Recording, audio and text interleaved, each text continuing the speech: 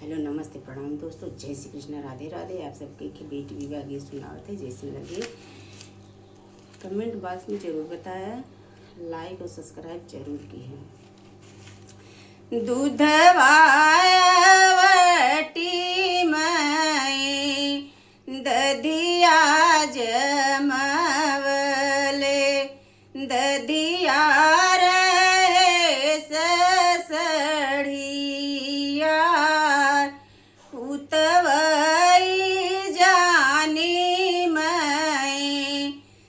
जिया लगाए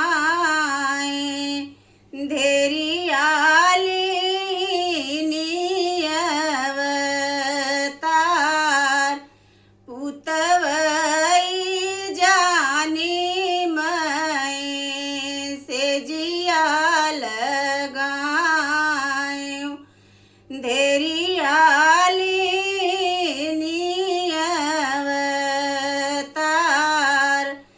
दासल से जिया मैं सजवई उड़स त्यों, हरि जी से रहत्यों को हाय।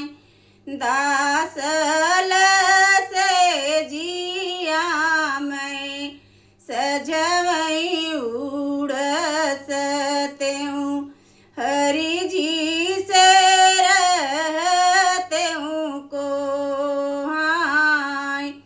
जऊ मई जनत्यों धी यार को खीबाटिन,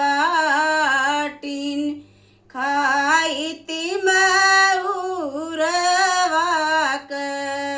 गाँठ। जऊ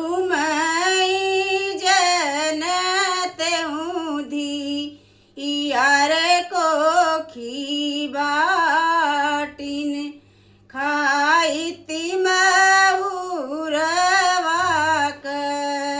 गाँठ।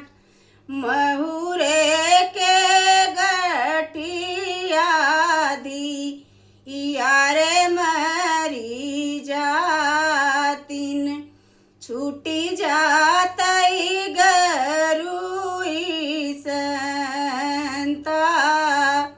महुरे के झरिया धी यार मरी जातिन, छूटी जातई गरुई संताप। जय माता दी।